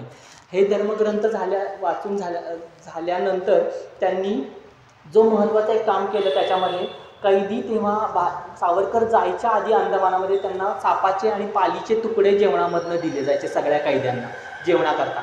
तर हे सगळे प्राण्यांचे प्रकार कैदी आपले हिंदू लोक खाऊ शकत नव्हते, त्यामुळे ते अन्न अन्नत्याग कैदी करायचे. त्यामुळे मग इंग्रज अधिकारी काय करायचे की कांजी हा प्रकार आहे की जो प्राण्यांपासूनच बनवला जातो असं म्हणतात, पण तो जेवले नाही कैदी की मग त्यांना नाक दाबून त्यांचं तोंड उघडायचं, बळजबरीने त्यांच्या तोंडाला कांजी पाजायची, किंवा त्यांनी जर तोंड बंद केलं तर नाकातनं त्याच्या कांजी पाजायची. हे सावरकरांनी गेल्या गेल्या काही प्रकार अनुभवले आणि मग मात्र अन्नत्यागाचं आंदोलन अजून बळकट केलं आणि भारत सरकारला त्यांनी तिकडनं पत्रव्यवहार केला की बाबा अशा प्रकारचं अन्न कैद्यांना दिलं जातंय, ते तुम्ही लगोलग बंद केलं पाहिजे, कारण त्याशिवाय कैदी जगू शकणार नाही आहेत. आणि त्याच्या मागे ब्रिटिशांचं असं धोरण होतं की जर यांनी अन्नत्याग केला किंवा त्याच्यामध्ये ते मेले तर भारतामध्ये अजून प्रखर आंदोलन होईल, कारण ह्यांना अन्नाविना आपले कैदी किंवा आपले नातेवाईक, आपले क्रांतिकारक मेले असं जर भारतामध्ये कळालं तर मग भारतातलं लोक जे क्रांतिकारक होते ते जास्त प्रखरतेनं अजून आंदोलनं करतील. त्यामुळं हे तिथलं अन्न शुद्ध द्यायचं, शाकाहारी द्यायचं एक सावरकरांनी तिथं महत्त्वाचं एक काम केलं. त्याच्याबरोबरही अन्न बनवण्याकरता मुसलमान किंवा संसर्गजन्य आजार झालेले लोक तिथं नेमायचे स्वयंपाकासाठी. म्हणजे त्यांच्या घामातनं किंवा त्यांच्या रक्ताचे थेंब पडत असतील तर त्याच्यातनं अन्न बनवताना त्याच्यामध्ये ते पडतील आणि इतर कैद्यांना संसर्गजन्य आजार होतील आणि त्याच्यामध्ये ते मेले असं आपल्याला दाखवता येईल, असं त्याच्यामागचं त्यांचं धोरण होतं. पण सावरकर जायच्या आधीच सुद्धा अशीच परिस्थिती होती. त्यांनी ब्रिटिशांनी असा कायदा आणला तिथे जेलपुरता की बाबा मुसलमान लोकांच्या हातचं जो अन्न खाईल, जे कैदी खातील ते सगळे मुसलमान होणार. त्यामुळे आपले हिंदू लोक जे होते ते अन्न त्याग करायचे, जेवायचेच नाही मुसलमानांनी बनवलेलं स्वयंपाक वगैरे. तर ही गोष्ट पण सावरकरांना कळल्यानंतर तेव्हा परत एकदा अन्न त्यागाचं एक मोठं आंदोलन तिथे झालं आणि मग हिंदूंसाठी हिंदू लोक अन्न बनवायचे आणि मुसलमानांसाठी मुसलमान लोक अन्न बनवायचे. पण तत्पूर्वी कैद्यांनी बनवलेलं जे शुद्ध शाकाहारी जेवण होतं, ही पहिल्या त्याच्या पुढची स्टेप होती की ते तरी कैद्यांनी खाल्लं पाहिजे. याच्याकरता सावरकरांनी कैद्यांमध्ये साक्षरता निर्माण केली की अरे मुसलमानांनी जरी अन्न बनवलेलं असेल तरी ते खाल्ल्याने आपण काही लगेच तुम्ही मुसलमान नाही होणार आहात, तुम्हाला लगेच भारतामध्ये गेला म्हणून तुम्ही मुसलमान म्हणून तुम्हाला कोणी वागणूक नाही देणार आहे. तर आपण आपल्या भारत मातेला स्वतंत्र करण्यासाठी जिवंत राहिलं पाहिजे, हा आपलं प्राथमिक महत्त्वाचं ध्येय आहे आणि त्याच्यासाठी तुम्ही जेवलं पाहिजे. त्यांनी मुसलमानांनी बनवलं म्हणून आपण मुसलमान होणार नाही आहे. तर त्याच्यामधनं एक साक्षरता निर्माण केली आणि मग पहिल्या टप्प्यामध्ये ते लोक जेवायला लागले आणि त्याच्यामध्ये दुसऱ्या टप्प्यामध्ये हिंदूंना हिंदू लोक स्वयंपाक करायचे आणि मुसलमानांकरता मुसलमान लोक स्वयंपाक करायचे. त्याच्याबरोबरीने दुसरी गोष्ट म्हणजे की जी ग्रंथ सावरकरांनी मागवले तिकडे, तर त्याचा एक महत्त्वाचा भगवद्गीता पण त्यांनी आपला हिंदू धर्मग्रंथ म्हणून मागवला होता. एक महत्त्वाचा एक घटना त्याच्यामध्ये घडली त्या सेल्युलर जेलमध्ये की आपण आत्ताही कुठेही बघतो की मुसलमानांचं इतकं लांबूल चालन केलं जातं आपल्या भारतामध्ये अजूनही. ते थोड्याफार प्रमाणात कमी झालं आहे पण आधी खूपच होतं. तसं ते सेल्युलर जेलमध्ये त्या काळीही केलं जायचं. जे मुसलमान कैदी होते त्यांना नमाज पढायची जी त्यांच्या धर्मामध्ये पद्धत आहे तीन वेळेला, तर ती पद्धतसुद्धा तिथे त्यांच्या मुसलमान कैद्यांनी त्यांच्याकडनं ती सुविधा किंवा सवलत मागून घेतली होती आणि इंग्रजांनी त्यांना बहाल केली होती की तुम्ही तिन्ही वेळेला नमाज पढू शकता तिकडे. ते ह्या नमाज पढण्यामध्ये हिंदू जे कैदी होते त्यांना त्याचा त्रास व्हायचा किंवा सावरकर गेल्यानंतर तर त्यांचं जे मत परिवर्तन झालं आणि हिंदू धर्माविषयी जी बळकट इच्छाशक्ती त्यांची निर्माण झाली, तर त्याच्यामध्ये त्यांनी असं इंग्रज अधिकाऱ्यांकडे विनंती केली की ते नमाज वगैरे तुम्ही बंद केलं पाहिजे कारण हिंदू लोकांवरती अन्याय होतोय त्याचा. तर त्या काळामध्ये मग सावरकरांनी काय एक प्रसंग रचला की आपली भगवद्गीता मागवली, भगवद्गीतेतले काहीतरी श्लोक वाचले आणि असं सांगितलं की आमच्याही हिंदू धर्मामध्ये, हिंदू धर्माच्या ग्रंथामध्ये असं सांगितलं आहे की सकाळ आणि संध्याकाळ आरती केली पाहिजे देवाची. त्यामुळे उद्या आम्ही आरती आपल्या जेलमध्ये सुरू करतोय आणि कैद्यांना घेऊन त्यांनी रोज सकाळ संध्याकाळ आरती सुरू केली. आता आरती सुरू केल्यामुळे इंग्रज अधिकाऱ्यांना ह्या गोष्टीची कशाचीच सवय नसल्यामुळे परत त्यांनी दोन्हीचे जे प्रमुख लीडर होते त्याच्यामध्ये सावरकरांना हिंदू कैद्यांच्या वतीने आणि मुसलमानांच्या एका कैद्यांच्या वतीने बोलवलं आणि त्यांना असं विचारलं की तुमच्या धर्मग्रंथामध्ये जसं सांगितलं की आरती करा, तुमच्या याच्यात नमाज पढा सांगितलं आहे, तर अजून धर्मग्रंथात असं नाही सांगितलं की ह्याच्याशिवाय तुम्ही काय करू शकता किंवा हे बंद केलं नाही तर काय होऊ शकतं. तर परत एकदा सावरकरांनी गीता उघडलीने सांगितलं की आमच्या हिंदू धर्मात असं सांगितलं की आरती नाही केली तरी चालेल. असं कुठले तरी श्लोक वाचले असतील आणि त्यांनी ते इंग्रज अधिकाऱ्यांना थोडी संस्कृत कळणारे पण ते आपले वाचले. तर सावरकरांचं हे वाक्य ऐकल्यानंतर मग त्यांनी मुसलमानांना विचारलं की तुमच्या ह्याच्यात, ते म्हणे आमच्या ह्याच्यात असं काही नाही.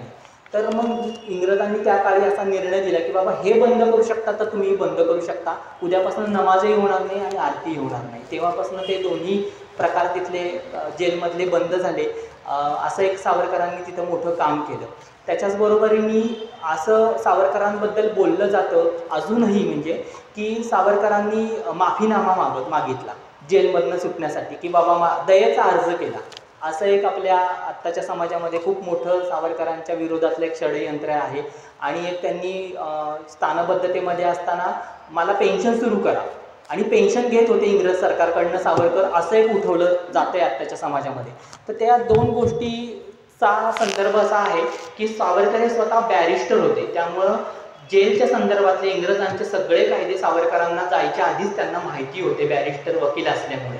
तिथे गेल्यानंतर त्यांना तो कायदा माहिती असल्यामुळे त्यांनी सुरुवातीच्या काही महिन्यानंतर इंग्रज अधिकाऱ्यांचा असा कायदा होता की जर कैदी चांगला वागत असेल, त्याला असं वाटलं की नाही आपली शिक्षा कमी करावी इंग्रजांनी, तर त्यांनी आम्हाला अर्ज लिहून द्यावा की बाबा मी ह्या गोष्टी तुमच्याशी पूरक वागेन किंवा कोणत्याही कार्यामध्ये भाग घेणार नाही क्रांतीच्या, तर तुम्ही माझी शिक्षा कमी करा, मला भारतामध्ये पाठवा, किंवा मला कोलूची शिक्षा देऊ नका. असे वेगवेगळे अर्ज करायची संधी कैद्यांना होती. सावरकर जाईपर्यंत ही अशी संधी आहे कोणत्याही कैद्यांना माहीत नव्हतं. सावरकरांनी पहिला अर्ज त्यांच्याकडे इंग्रजांकडे केला की बाबा या कारणासाठी माझी शिक्षा कमी करावी तुम्ही, मी कोणत्याही आंदोलनामध्ये भाग घेणार नाही किंवा कैद्यांना भडकवण्याचं कोणतेही काम करणार नाही. असे वेगवेगळ्या प्रकारचे दरवर्षी सावरकरांनी 5 अर्ज केले, पण इंग्रज सरकारने त्यांच्यावर जी काही कलमं लावली होती त्याच्याप्रमाणे ती पूर्णपणे त्या कलमा, म्हणजे त्यांचे जे अर्ज होते ते रद्दबातल केले गेले आणि त्यांना कोणतीही सुविधा त्याच्यामध्ये दिली गेली नाही. पण मग सावरकरांनी त्याच्या पुढची युक्ती लढवली की त्यांनी जे काही साक्षरतेचं काम कैद्यांसाठी केलं होतं त्याच्यामध्ये वाचायला तर शिकवलंच, पण त्यांनी मग कैद्यांच्या वतीने त्यांच्या नावाने अर्ज सावरकर करायचे. आणि असे हजारो कैदी अंदमानातनं भारतामध्ये पाठवले गेले सावरकरांच्या अर्जाच्या थ्रू. जे बाकीचे कैदी जे शिक्षा भोगत होते की निदान मला नाही जमत येत, मला नाही सोडत येत, माझी शिक्षा कमी नाही करत आहेत, तर निदान माझ्या सहकारी लोकांना तरी भारतात जायची संधी मिळू दे, त्यांच्या शिक्षा कमी होऊ देत, याच्यासाठी सावरकरांनी अर्ज केले त्यांच्याकडे आणि अनेक कैद्यांना भारतामध्ये पाठवलं गेलं. पण याच्यामध्ये सांगण्याचा मुद्दा असा की हे जे काही अर्ज केले होते हे ब्रिटिश सरकारचंच हे धोरण होतं की असलेल्या कैद्यांनी आम्हाला अर्ज करावेत आणि मग त्या अर्जाचा आम्ही विचार करू आणि मग त्यांची शिक्षा कमी करू किंवा मग त्यांना अंदमानातनं भारतामध्ये आणण्याचा प्रयत्न करू. तर अशाच ह्या त्यांच्या कायद्यानुसार सावरकर अर्ज करत होते. पण आपल्याकडं मात्र अजूनही असं उठवलं जातं की सावरकरांनी दयेचे अर्ज केले इंग्रजांना की मला सोडा म्हणून. तर तसं नाही आहे, हे आपल्याला माहिती असलं पाहिजे. आपण त्यांचे प्रेमी असल्यामुळं, हिंदू असल्यामुळं, सावरकरांबद्दल प्रेम असल्यामुळं असं बऱ्याच सोशल मीडियावर अशा पोस्ट येत असतात. आणि दुसरी गोष्ट जी मगाशी मी म्हटलं की स्थानबद्धतेमध्ये असताना त्यांना पेन्शन मिळण्याकरता त्यांनी अर्ज केला आणि त्यांना पेन्शन ब्रिटिश सरकारने दिली. तर सावरकर हे 1924 साली कारागृहातनं पुणे एरवड्यातनं सुटले आणि त्याच्यानंतर ते स्थानबद्धतेमध्ये होते. सावरकरांना हेही माहिती होतं की स्थानबद्धतेमध्ये जे जे कैदी होते त्यांना ब्रिटिश सरकार काही दर महिन्याला पेन्शन देत होतं. सावरकरांनी त्यांना अशी विनंती केली की मी बॅरिस्टर झालो आहे, माझा वकिलीचा धंदा मला रत्नागिरीमध्ये करण्याची संधी मिळेल, अन्नपाण्याचा खर्च असेल तर तो त्याच्यातनं करू शकतो, याच्याकरता त्यांनी अर्ज केला होता. पण तो रिजेक्ट केला गेला, त्यांना त्याची परवानगी दिली नाही त्यांचा वकिलीचा व्यवसाय करायची. आणि 1924 साली ते रत्नागिरीत गेल्यानंतर त्यांना 1926 सालापासून पेन्शन त्यांनी सुरू केली. पण अशा अनेक भारतीय आपल्या क्रांतिकारकांना पेन्शन मिळत होती. असे पुस्तकांमध्ये त्यांची नावं आणि त्यांना किती पेन्शन मिळत होती हे आपल्याकडे लिखित स्वरूपात आहे की आपले जे नेताजी सुभाष होते ते पण काही काळ स्थानबद्धतेमध्ये होते, त्यांना 150 रुपये सरकारकडनं दर महिन्याला पेन्शन मिळायची. त्याच्याचबरोबरीने महात्मा गांधी जेव्हा आगा खान पॅलेसमध्ये स्थानबद्धते नजर कैदेमध्ये होते तेव्हा त्यांना सुद्धा पेन्शन मिळत होती 650 रुपये. एकमेव हे असे क्रांतिकारक होते, क्रांतिकारक नाही म्हणता येणार त्यांना, पण गांधीजी एकमेव असा व्यक्ती होता की ज्यांना 650 रुपये पेन्शन मिळत होती दर महिन्याला. बाकी सगळ्या क्रांतिकारकांना 150-200 रुपयापर्यंतच पेन्शन मिळायची आणि सावरकरांना जी 2 वर्षांनी पेन्शन चालू झाली ती दर महिन्याला फक्त 64 रुपये एवढी त्यांना पेन्शन मिळायची महिना त्याच्यामध्ये भागवण्यासाठी, कारण व्यवसाय करायचा नाही तर मग ते 64 रुपये खर्चासाठी त्यांना मिळायचे स्थानबद्धतेमध्ये असताना. तर ह्या गोष्टीवरती पण अनेक आपल्याकडे गैरसमज पसरवले जातात समाजामध्ये की सावरकर त्यांच्याकडनं पेन्शन घेऊन जगत होते. तर हा पूर्ण धादांत खोटा मुद्दा आहे. ही ब्रिटिश सरकारचीच योजना होती, कायदा होता की स्थानबद्धतेत असलेल्या कैद्यांना काही पेन्शन दिली गेली पाहिजे त्यांच्या काळामध्ये, कारण त्यांना महिना जगायचा असल्यामुळे. त्याच्याबरोबरनी सावरकरांचं मी पूर्ण चरित्र तुम्हाला सांगितलं नाही आहे, फक्त अंदमानाच्या संदर्भाने किंवा सेल्युलर जेलच्या संदर्भाने ज्या काही महत्त्वाच्या गोष्टी आहेत त्या सांगितल्या. सावरकरांनी प्रेरणा कोणत्या म्हणजे कोणत्या क्रांतिकारकांकडनं घेतली किंवा त्यांचे क्रांतीमधले गुरु कोणते होते, तर पहिले लोकमान्य टिळक, नंतर वासुदेव बळवंत फडके, चाफेकर बंधू, मॅडम कामा आणि त्याच्यानंतर अनंत कानेरी, हे 6 लोक त्यांचे गुरुस्थानी त्यांनी मांडलं होतं. त्यांच्याकडनं ते पॉझिटिव्ह ऊर्जा घेऊन ह्या सगळ्या गोष्टी करत होते. 27 वर्ष एकलकोंडा राहिल्यानंतर, त्याच्या आधी तर त्यांनी जास्त क्रांतिकार्य केलंच होतं लंडनमध्ये असताना आणि त्याच्यामुळेच त्यांना काळ्या पाण्याच्या शिक्षेवर पाठवलं गेलं. पण त्याच्यानंतर सुद्धा त्याच प्रेरणेनं बाहेर येऊन त्यांनी सामाजिक कामामध्ये भाग घेतला. शेवटचा एक विषय फक्त की आज त्यांचा आत्मार्पण दिन आहे. त्यांनी अनेक आपल्या मराठी लोकांसाठी, हिंदू लोकांसाठी कामं केली, वेगवेगळे साहित्य रचलं. त्याच्यामध्ये मराठी भाषेसाठी सुद्धा त्यांनी अनेक शब्द मराठी भाषेमध्ये दिले जे इंग्रजांच्या काळामध्ये होते. उद्याच मराठी भाषा दिन आहे, त्यानिमित्त तो मुद्दा मला सांगायचा आहे, कारण तो त्यांच्या आत्मार्पण दिनाच्या दिवशी अगदी घडलेला होता. सावरकरांनी आत्मार्पण केलं, कारण मृत्युंजय सावरकर का म्हटलं जातं, तर सावरकर हे 2-3 वेळा त्यांनी मृत्यूला हुलकावणी दिली. एक लंडनमध्ये असताना सुद्धा गोळीबार झाला, त्याच्यामध्ये सावरकर गेले असते. त्याच्यानंतर जेव्हा त्यांनी समुद्रामध्ये उडी मारली तिथं सुद्धा ते गोळीच्या माऱ्यामध्ये सावरकर मृत्यू पाहू शकले असते. त्याच्यानंतर अंदमानमध्ये सुद्धा त्यांना फाशी देऊन मारलं गेलं जाऊ शकलं असतं, किंवा भारतामध्ये आणल्यानंतर सुद्धा इंग्रज अधिकाऱ्यांनी जे त्यांना स्थानबद्धतेमध्ये ठेवलं होतं तेव्हा सुद्धा त्यांचा घात करून त्यांना ते मारू शकले असते. पण ह्या सगळ्या वरती सावरकरांनी एक विजय मिळवला होता, एक सकारात्मक, त्यामुळे त्यांना मृत्युंजय सावरकर असं म्हटलं जातं. आता आत्मार्पण त्यांनी म्हणजे प्रायोपवेशन करून सावरकरांनी आपला आत्मा मृत्यूच्या हवाली केला. तर तेव्हा त्यांनी 1 फेब्रुवारीपासून त्यांनी उपोषण म्हणण्यापेक्षा उपासाला सुरुवात केली, की अन्न पाणी वर्ज्य केलं त्यांनी 1 फेब्रुवारीपासून. त्याच्यानंतर 10 ते 12 फेब्रुवारीपर्यंत काही दिवस ते पाण्यावर हलक्या भाताच्या पेचीवरती वगैरे त्यांनी काढले दिवस. आणि त्याच्यानंतर त्यांनी ठरवल्याप्रमाणे, आणि ह्या सगळ्या गोष्टीची माहिती त्यांनी आपले गुरुबंधू जे होते मोठे बाबाराव सावरकर यांना देऊन ठेवली होती. आणि हे करण्यामागचं त्यांचं पूर्ण जे काही त्यांनी हा मार्ग निवडायचं कारण म्हणजे की ते समर्थ रामदासांना सुद्धा खूप मानणारे होते सावरकर. समर्थ रामदासांनी जसं आपल्या स्वतःचा मृत्यूची तारीखवार तिथी लिहून दिली होती आणि तेव्हाच त्यांनी आपला काय म्हणतात शेवटचा श्वास घेतला त्या दिवशी, त्याप्रमाणे सावरकरांनी त्यांचा आदर्श ठेवूनच ह्या 1 फेब्रुवारीपासून उपास केला होता. आणि त्याच्या पुढे त्यांनी काही दिवस पाणी घेतलं. डॉक्टरांचे उपचार 15-20 तारखेनंतर त्यांनी नाकारले. पूर्णपणे ते झोपून होते. आपल्या दादरच्या जे काही सावरकर सदन आहे जिथं आता स्मारक आहे त्यांचं, तिथं राहत्या घरामध्ये, तर तिथं दादरला त्यांचा मृत्यू झाला 26 फेब्रुवारीला. तर त्याच्या आधीची घटना सांगायची मला म्हणजे की त्यांची मुलगी एक होती प्रभा नावाची, ती त्यांच्याबरोबर शेवटच्या काळामध्ये त्यांना बोलवून घेतलं होतं त्यांच्या सगळ्या सहकाऱ्यांनी, बाबाराव सावरकरांनी, की बाबा तू आलीस तर निदान तुझ्या हातनं तरी थोडंसं खातायत का बघ किंवा पाणी पितायत का बघ वगैरे. तर ती शेवटच्या कालावधीमध्ये 2-3 दिवस जेव्हा आली होती तेव्हा तिने विनंती केली सावरकरांना की बाबा तुम्ही काहीतरी थोडंसं खावा, मी नर्सला सांगते की नर्स तिकडनं जरा पाणी घेऊन या, असं तिने हाक मारली. पण सावरकर हे 15 तारखेपासून ते 26 तारखेपर्यंत पूर्णपणे फक्त झोपलेल्या अवस्थेमध्ये फक्त श्वास त्यांचा चालू होता. एवढंच ते काही त्यांचं जे काही बघणं होतं लोकांना ते होतं. सावरकरांनी सगळ्या लोकांना असं सांगितलं होतं की कोणीही मला भेटायला आलं तरी माझी भेट कोणालाही देऊ नका. आपले आत्रे पण त्यांना भेटायला गेले होते, मंगेशकर कुटुंब गेलं होतं, अजून मोठे क्रांतिकारक त्यांनी उपोषण सोडावं किंवा अन्न खावं याच्याकरता विनंती करायला गेले होते, पण एकालाही सावरकरांनी भेट दिली नाही. शेवटच्या क्षणी जेव्हा तिच्या मुलींनी अशी विनंती केली आणि नर्सला सांगितलं की काहीतरी घेऊन या, तेव्हा 10 दिवस शांतपणे झोपलेला माणूस एकदम तडकन ते जागे झाले आणि मुलीला म्हणाले, अगं नर्स नको म्हणून परिचारिका म्हण परिचारिका. ही आदल्या 2 दिवस झालेली घटना. म्हणजे इतकं त्यांचं मराठीबद्दलचं प्रेम होतं की मराठी शब्द तुम्ही आपल्या भाषेमध्ये वापरले गेले पाहिजेत. आणि नर्सला परिचारिका हा शब्द दिलेला हा सावरकरांचीच देणं आहे खरं म्हटलं तर. आणि 26 फेब्रुवारीला त्यांनी त्यांची प्राणज्योत मालवली आणि सकाळी 11 वाजता आकाशवाणीवरनं घोषणा केली गेली की सावरकरांनी प्राण सोडलेले आहेत.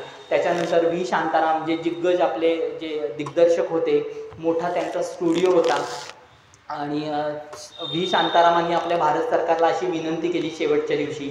आपले तत्कालीन संरक्षण मंत्री होते यशवंतराव चव्हाण, आपल्या महाराष्ट्राचा माणूस, त्यांच्याकडे विनंती केली व्ही शांतारामांनी की ह्या माणसांनी इतकं आयुष्य आपल्या भारत मातेसाठी अर्पण केलेलं आहे, तर शेवटच्या क्षणी अशी आमची सगळ्यांची इच्छा आहे की त्यांची जी अंत्ययात्रा आहे ती रणगाड्यावरती काढली गेली पाहिजे. आणि रणगाडा जो आहे तो तुम्ही संरक्षण मंत्री आहात, तर तो संरक्षण दलामधनं आम्हाला उपलब्ध करून द्या. तर ती यथावकाश भारत सरकारनी नाकारली, कारण सावरकरांना द्यायचं होतं ते. म्हणजे पहिल्यापासूनच सावरकरांचं आणि भारत सरकारचं एक प्रकारचं वेगळंच काय म्हणतात त्याला दुरावा होता किंवा सावरकरांना ते न मानणारे होते. यशवंतराव चव्हाणांनी रणगाडा दिला नाही 26 फेब्रुवारीला विनंती करून, पण व्ही शांतारामांनी मात्र तो पण सोडला नाही. त्यांनी आपल्या स्टुडिओमध्ये रणगाड्याची प्रतिकृती निर्माण केली एका रात्रीमध्ये आणि 27 फेब्रुवारीला जेव्हा त्यांची अंत्ययात्रा काढली गेली तेव्हा ती रणगाड्यावरनं काढली गेली. म्हणजे त्याचे फोटोग्राफ्स पण आहेत आपल्या व्ही शांतारामांच्या पुस्तकांमध्ये पण आपल्याला बघायला मिळतात ते. तर असे हे एकमेव मृत्युंजय सावरकर या 26 फेब्रुवारी 1966ला त्यांनी आपलं आत्मार्पण केलं. त्यांनी स्वतःचा आत्मा अर्पण केला मृत्यूला म्हणून त्याला आत्मार्पण दिन असं संबोधलं जातं, पुण्यतिथी असं म्हणत नाही शक्यतो जे सावरकरांचे अभ्यासक आहेत ते. तर या आत्मार्पण दिनी मला ही संधी मिळाली अंदमान जेल दाखवायची. तर मला खूप माझं भाग्य आहे की मला अंदमान बघायला मिळालं शरद पोंक्षेंबरोबर आणि आजच्या दिनी त्यांच्या स्मृती जागवताना त्यांच्याबद्दल बोलण्याची संधी मिळाली. त्याबद्दल आपल्या सर्वांचे आणि मंडळाचे पण धन्यवाद आहेत. आणि याच्यानंतर आपण गीतेची आरती घ्यायची.